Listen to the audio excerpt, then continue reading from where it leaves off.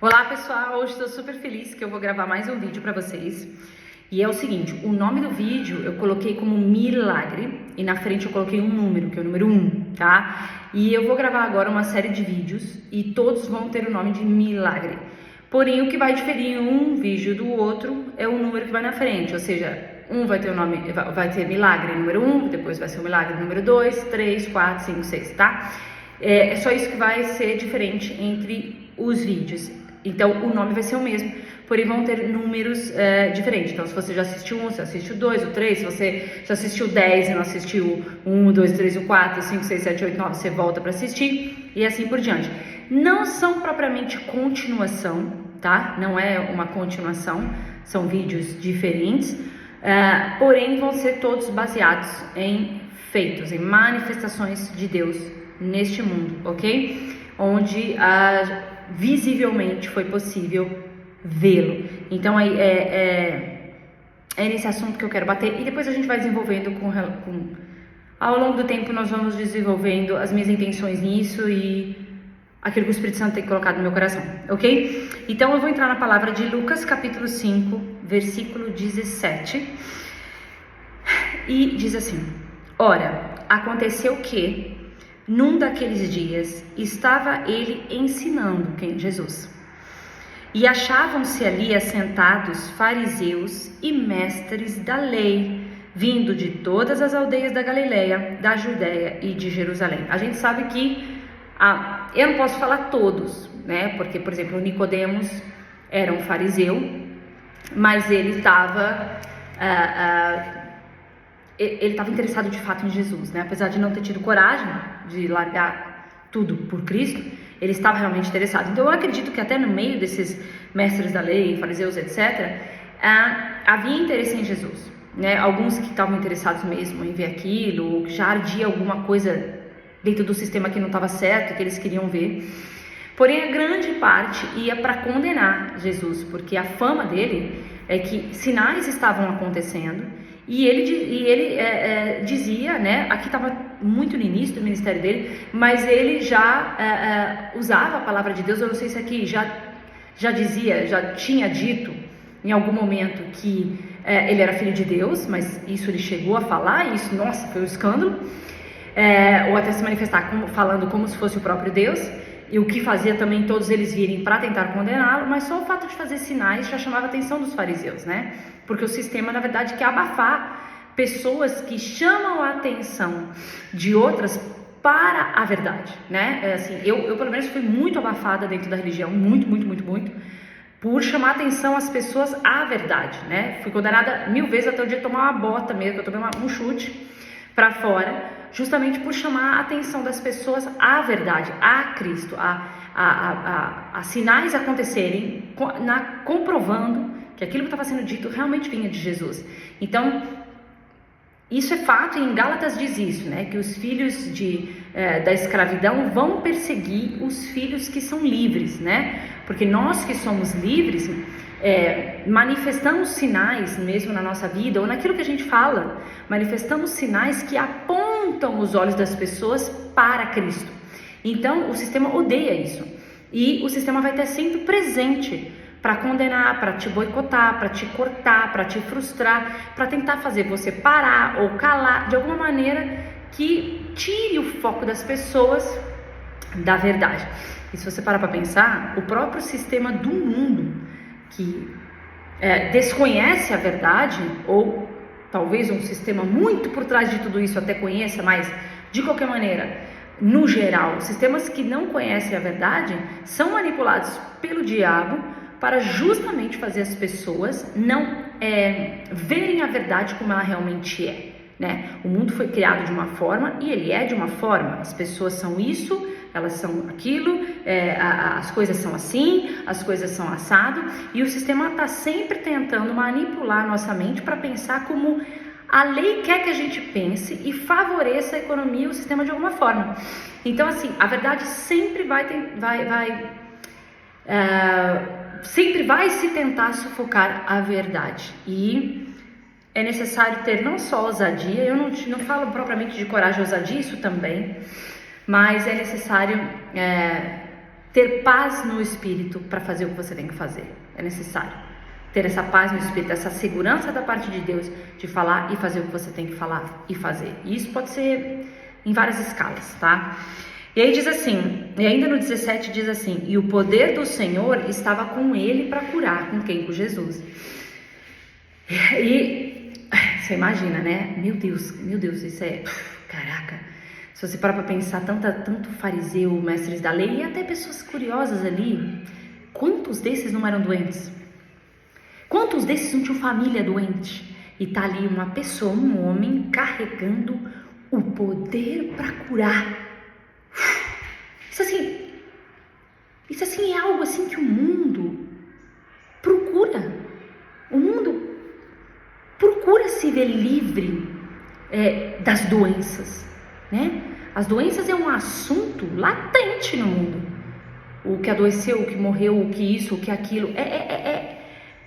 O que todo mundo, quantas pessoas que estavam ali para condenar, na verdade não precisavam, de fato, daquele poder para receber cura para eles ou levar para casa. E eles estavam ali pelo motivo errado, né? E assim, estar pelo motivo errado, eu acho que até pode ser uma falha de todos nós, né? Às vezes você está num lugar pelo motivo errado, está fazendo algo pelo motivo errado, tá, não sei, falando com alguém pelo motivo errado, ouvindo algo pelo motivo... E de fato, as pessoas que na altura estavam ali ao redor de Jesus, daqueles que queriam condenar ele, estavam presentes perto de um homem que podia curar, mas estavam ali pelo motivo errado, para condenar. E a gente tem que tomar cuidado para a gente não cair nessas armadilhas demoníacas também, de não fazer as coisas, estar no lugar ou falar alguma coisa pelo motivo errado, porque você pode deixar de aproveitar o que na realidade aquilo tem para te dar. E agora eu tô falando de situações da vida, coisas que são proveitosas e que a gente tá pelo motivo errado e não consegue ver, tá?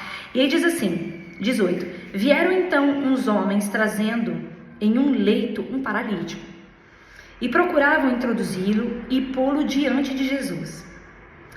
E não achando por onde introduzi-lo, por causa da multidão, subindo ao eirado, desceram no leito por entre os ladrilhos, rapaz, para o meio diante de Jesus. Dá pra ver que isso não durou 5 minutos, né? Você subir em cima do telhado, abrir um espaço por meio dos ladrilhos, tipo assim, você tem que abrir. Tudo bem, talvez as construções não eram tão bem arquitetadas como hoje, mas mesmo assim, leva um tempinho, né? Para 4 pessoas subirem com o cara que não tá andando. Então isso aí levou algum tempinho para se fazer. Você vê que eles tinham absoluta vontade de fazer isso pelo cara. Tipo assim, tem horas que ter amigo ajuda muito, né? Eu não vou dizer que toda hora, que eu acho também a gente precisa ser pessoa que não fica dependendo dos outros para tudo. Eu não acredito nisso. Eu acho que a gente tem que estruturar ao máximo os nossos, que são a nossa família, e ter aqueles que são mesmo amigos, como é óbvio, mas sem ficar escorando e dependendo. Mas muitas vezes ter verdadeiros amigos que gostam de você gostam mesmo de você, ajudou, hein? Porque aquilo leva tempo, aquilo dá trabalho. E os camaradas subiram, pegaram eles e enfiou por meio de um ladrilho. Ou seja, a gente precisa ajudá-lo, né? E o mais forte disso pra mim é que assim, você só faz uma coisa dessa, você só perde esse tempo, só gasta essa energia se você realmente acredita que alguma coisa vai acontecer. Vamos pegar uma coisa simples. Eu não vou sair 9 horas da manhã para uma loja se eu não tiver certeza que ela tá aberta. Se eu tiver dúvida, eu não vou me esforçar absurdamente num domingo de manhã, no meio da chuva, para sair e ir até lá. Eu vou me certificar primeiro. Então assim, o que eles fizeram eles receberam um milagre no momento que eles decidiram fazer isso. Porque o milagre não era só pro cara, mas era para eles também. Eles estavam super interessados em que o cara fosse curado. Quando você está interessado em que alguém receba alguma coisa e aquela pessoa recebe, não foi ela que só recebeu o milagre, você também. Porque se você acreditou e orou por aquela pessoa, aquele milagre não foi só dela, foi seu também. Porque você Você teve o benefício de participar, de orar por aquilo e de ver aquilo acontecer. É um benefício para você quando você vê um milagre acontecer. Aquilo evolui a sua fé, aquilo fortalece a sua fé. Então, é um benefício para você ver algo acontecer na vida do outro, principalmente se você estava envolvido. Então, aquele milagre não foi só para o cara paralítico, foi para os outros 4 também, foi para todo mundo. Então, o que eles fizeram, eles receberam para mim o milagre no momento em que eles se esforçaram para fazer aquilo. É tipo assim, milagre tá garantido, amigo. Não, agora o milagre tá garantido. Vocês perderam esse tempo, esse gasto de energia, vocês não fizeram isso sem acreditar. O milagre tá garantido. E aí desceram um cara na frente de Jesus. E aí, olha só, o versículo 20, exatamente. Vendo-lhes a fé, né, Jesus viu que eles tinham fé. Jesus disse ao paralítico: homem, estão perdoados os seus pecados. Porque de fato, gente, até eu gosto muito de um exemplo lá em Atos, capítulo 10, que fala da história de Cornélio, né? E papapá e tal. Então, quando Pedro vai para a casa de Cornélio, porque Cornélio conhecia Deus, mas ele não conhecia, ele cria no Deus único de Israel, mas ele não chegou a conhecer a respeito de Cristo. Então, o anjo apareceu para Pedro e mandou Pedro ir pregar para Cornélio. E Pedro foi para pregar para Cornélio, e Cornélio creu em Jesus, e aí recebeu salvação, papapá. Só que, como é que foi isso tudo? Pedro estava pregando, não só para Cornélio, mas para a casa de Cornélio, né? Não sei se tinha amigos junto envolvidos, mas reuniu uma galera e Pedro estava pregando para eles.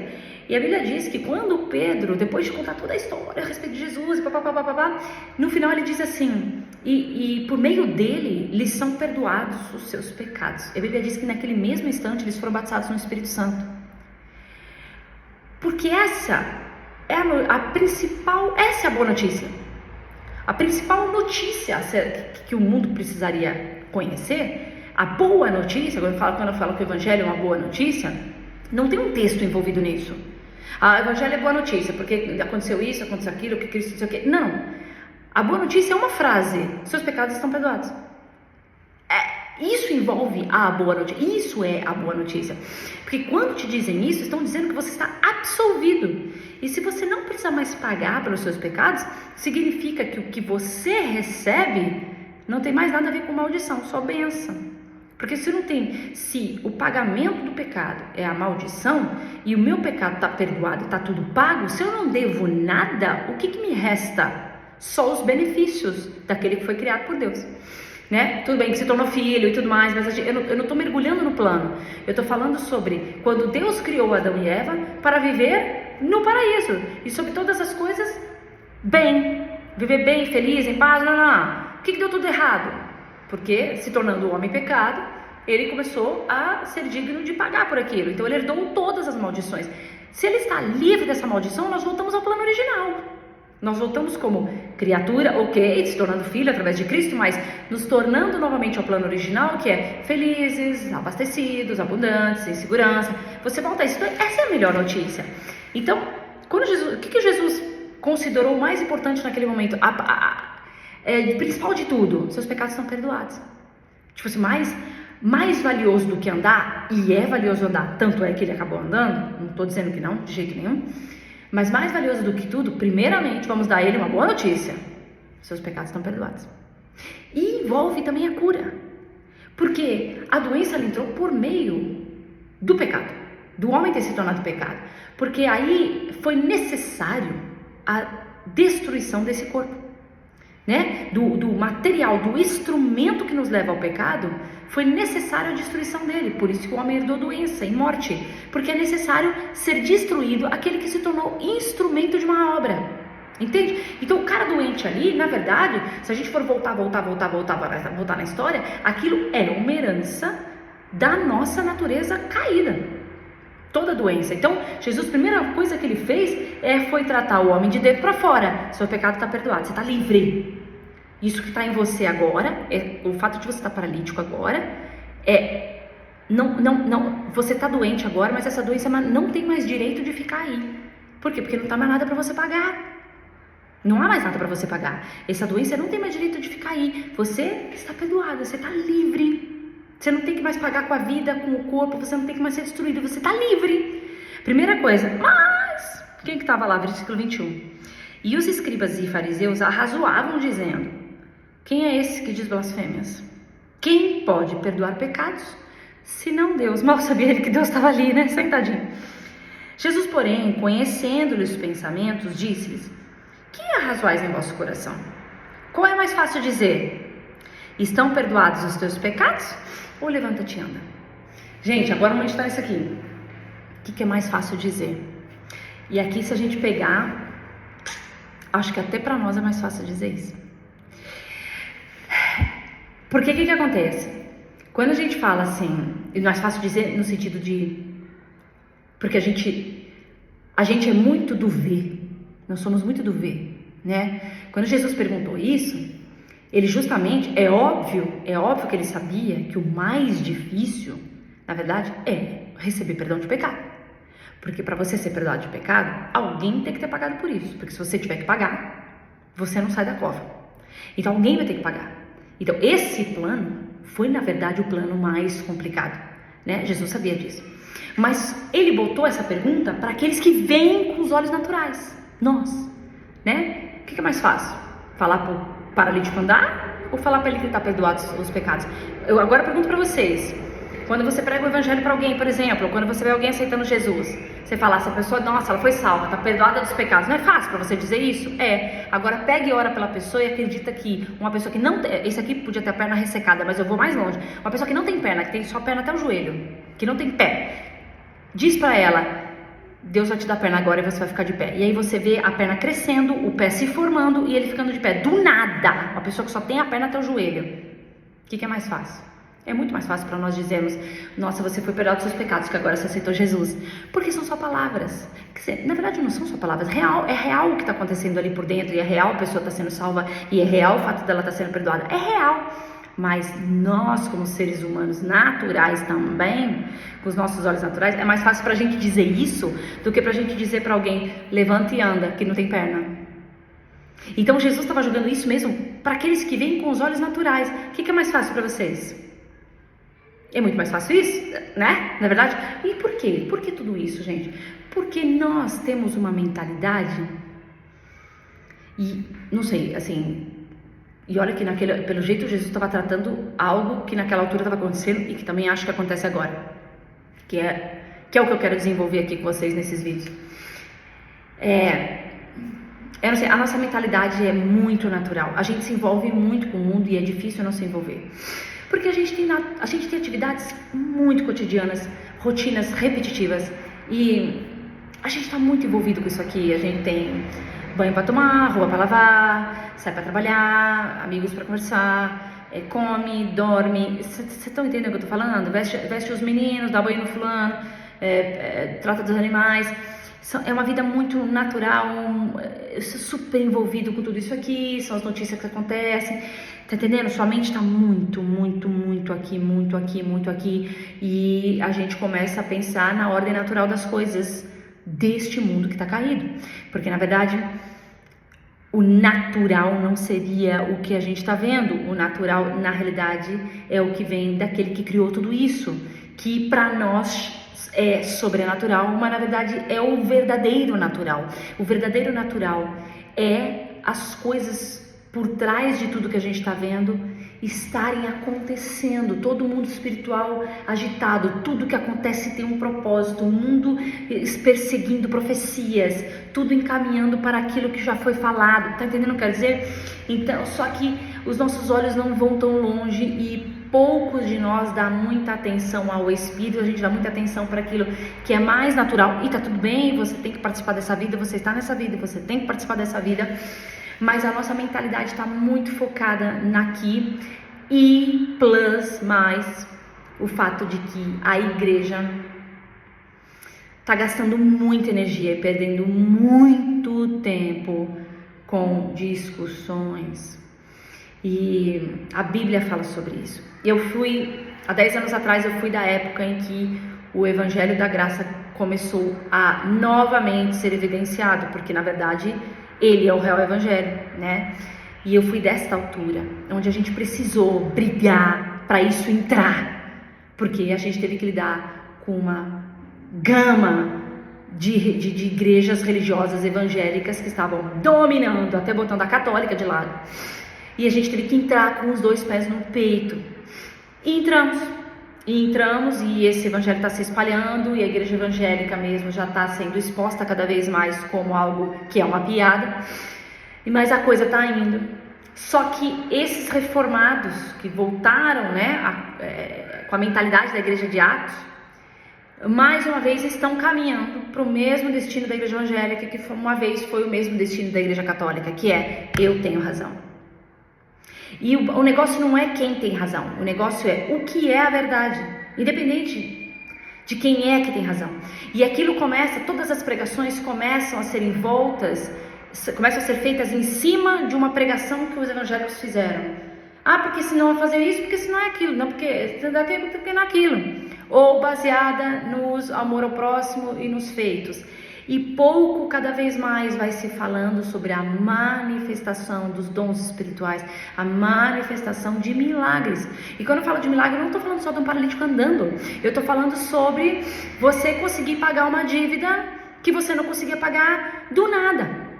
Tá entendendo? Eu estou falando sobre a sua vida ser organizada pela manifestação divina, por algo que não é reto e natural, não de só você trabalhando e economizando dinheirinho e morrendo, ganhando pouco. Eu estou falando sobre Deus se manifestando nessa sua vida difícil e fazendo ela se organizar maravilhosamente bem. Isso é um milagre. Então, quanto mais a igreja falar sobre o que é feito através do poder de Deus e sobre o fato de que o poder de Deus está em todos nós, a Bíblia fala que Jesus carregava o poder de curar. Você também carrega isso. A Bíblia fala em Efésios, capítulo, acho que é 1 ou 2, que fala que, eu acho que é 2, que fala que o Espírito, o mesmo Espírito que ressuscitou a Cristo dos mortos, está dentro de nós. Esse Espírito é o Espírito de poder, né? Tanto é que em Atos capítulo 1 diz que Jesus falou: e recebereis do alto poder. Ele está falando do Espírito Santo. Então esse poder que está em nós é um poder para organizar a nossa vida de forma milagrosa, coisas que talvez a gente não conseguiria fazer pelo natural.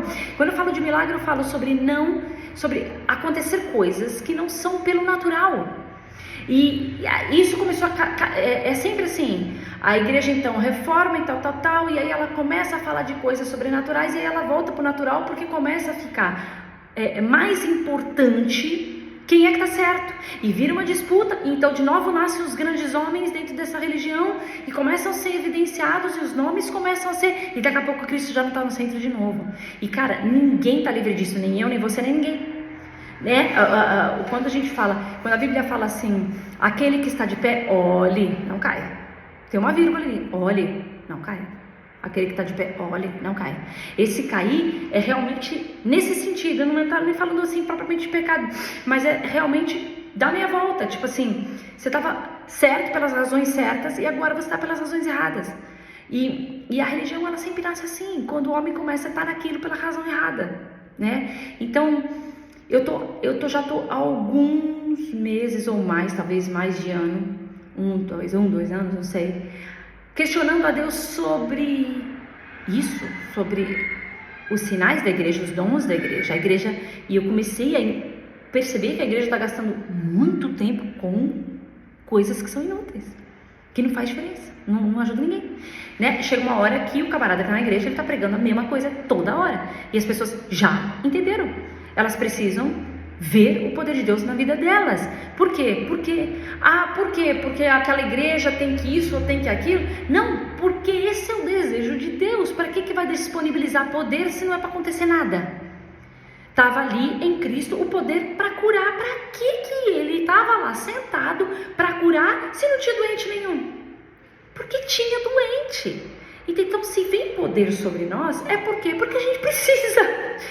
Se tem poder dentro de você, porque você precisa, amor. Você precisa, e não só você, os que estão do seu lado.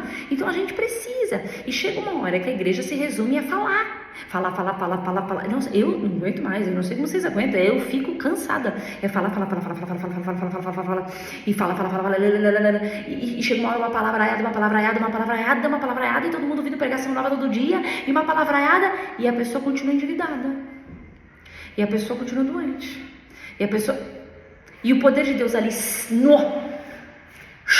querendo explodir dentro de nós para fazer algo de útil, e a pessoa fala, só ouvindo palavra.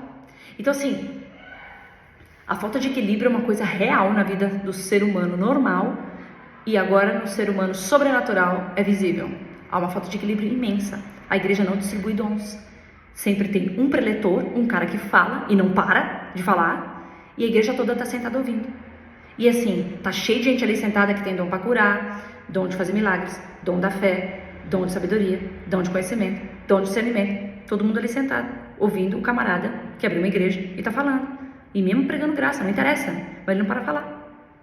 E aí ele tem uma meia dúzia de obreirinho ali, gravateadinho, ou que não chama obreiro mais, eu sei lá como é que a igreja reformada agora chama, de ajudante, de amigo, não sei como é que é o nome, tanto faz. Você tá entendendo o que eu quero dizer? Cheio de gente com poder, sentado, fazendo nada. Ou ir fazer reunião na casa dos irmãos e levando cesta básica pros outros. Meu amigo, você vai sustentar alguém? Me responde essa. Você vai ficar pagando a conta da pessoa? Todo mês você vai fazer mercado para ela? Você não pode fazer isso. A melhor coisa que você faz é ensinar aquela pessoa a desfrutar de poder para vencer na vida. Para ela começar a pagar as próprias contas. Ou você vai ficar tirando do seu salário, do salário de todo mundo, todo mês, para ficar pagando cesta básica para ela. Sabe, se a pessoa é uma filha de Deus, não é assim que era para viver. Ah, mas na igreja tinha aquelas que era para ajudar as viúvas e tudo bem. Não, a caridade ela existia, pessoal. A caridade ela existe e ela é para ser feita principalmente para os fracos na fé. Mas o ensinamento que a igreja tem é para desfrutar de poder. O fato de acontecer pessoas dentro da igreja que nunca vão ser curadas, que nunca vão isso ou que nunca vão aquilo, não significa que é o mesmo exemplo a ser aplicado para todas as pessoas. O que nós temos disponível é poder de Deus para solucionar a nossa vida e viver com uma vida plena, abundante, constantemente querendo que Jesus volte, porque o mundo está na desgraça, mergulhado no pior do lodo das trevas. Simplesmente é insuportável pensar como é que o mundo está caminhando. Aqui está tudo uma bênção, mas se eu pensar no mundo, eu quero que Jesus venha correndo, porque isso aqui está mergulhado no lodo, está uma porcaria, está horroroso lá fora, terrível. Então a igreja deseja que o mundo seja colocado debaixo do governo de Cristo. Nossa, tudo que a gente mais deseja é isso. Mas enquanto a nossa vida, a gente está seguro, a gente está abundante, a gente está pleno, a gente está usando de poder. Ah, mas na igreja tem as pessoas. A igreja tem as pessoas de tudo. Paulo fala sobre os fracos na fé, aqueles que continuam achando certas coisas porque a consciência deles é fraca. E tudo bem, a gente ajuda, a gente apoia e tudo mais, mas isso não vale para todos. Um camarada não pode achar que ele vai pregar e que agora todo mundo é fraquinho na fé, porque muita gente está ali sentada, tem poder. Aliás, todo mundo tem poder, mas quer dizer, muita gente ali está capacitado para usar aquele poder. Capacitado não é a palavra. Tem confiança, tem fé para usar esse poder. Precisa ser estimulado, precisa ser falado, precisa ser pregado. Entende? Então, me estendi um pouco aqui, mas vamos lá. Versículo 23, né? Então Jesus falou, qual é o mais fácil, né? E sim, para a igreja natural, Jesus, a mesma coisa ainda. O mais fácil é dizer, seus pecados estão perdoados, pregar graça só isso e mais nada. Mas levanta-te e anda, ninguém está acreditando. E aí diz o seguinte, mas para que saibais que o Filho do Homem tem sobre a terra autoridade para perdoar pecados, disse ao paralítico, eu te ordeno, levanta-te, toma o teu leito e vai para tua casa. O que ele diz? Para que saibais que o Filho do Homem, F maiúsculo, H maiúsculo, tem sobre a terra autoridade para perdoar pecados. Pessoal, é muito poderoso isso.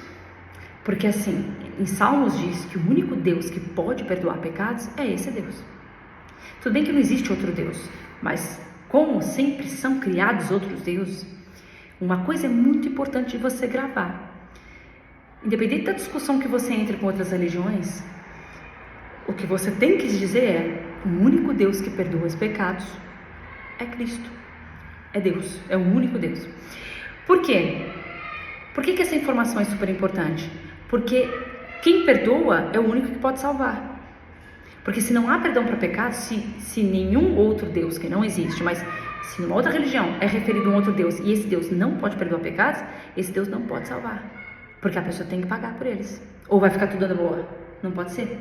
Pecados precisam ser pagos. Porque senão as coisas não vão caminhar direito. Então quando diz que ele tem autoridade para perdoar pecado, está falando literalmente que ele é o único que pode fazer isso. Ele é o único que pode absolver você desse pagamento.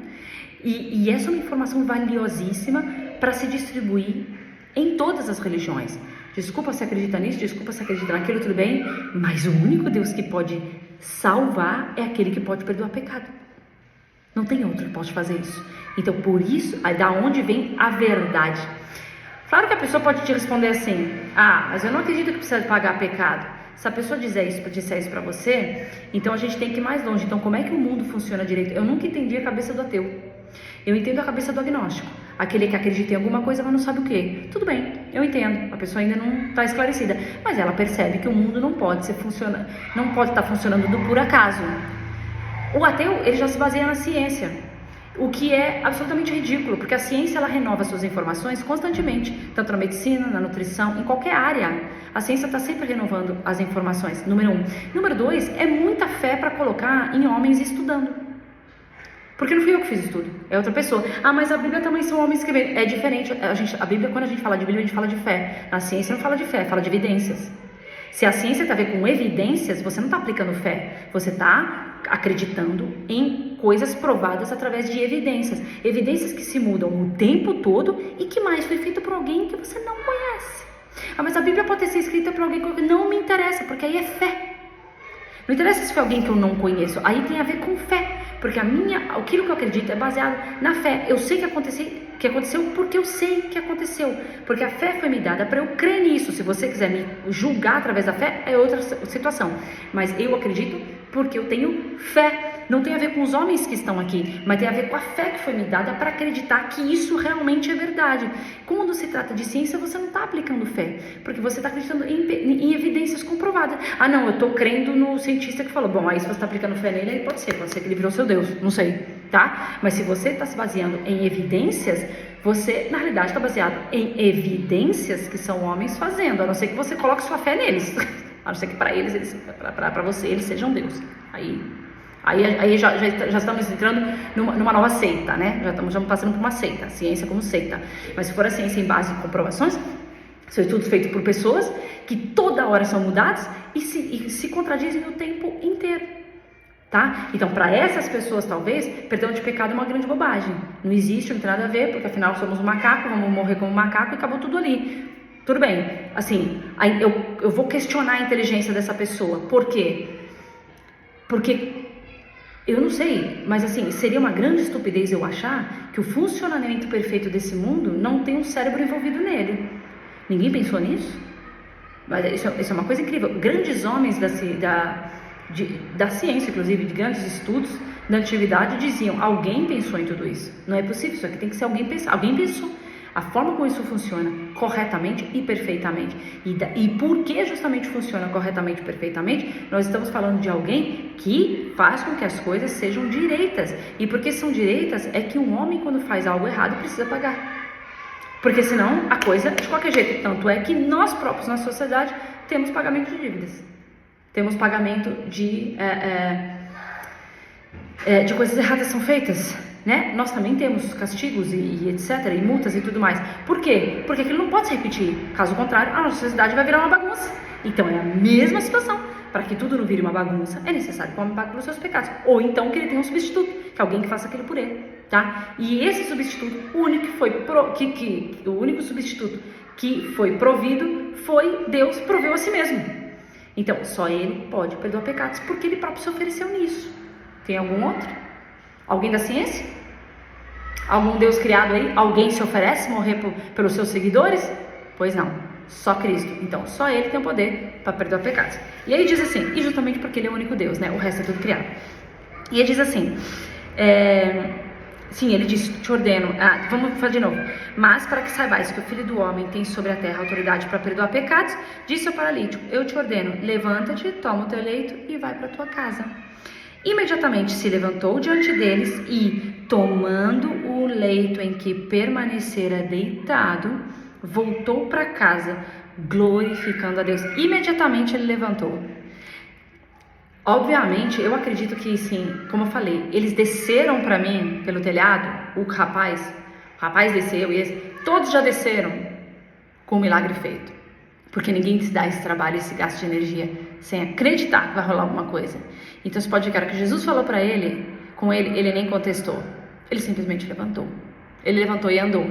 Ele realmente acreditou. A mente dele estava virada para isso. A mente dele estava focada em que algo ia salvar ele daquilo. E isso é muito importante.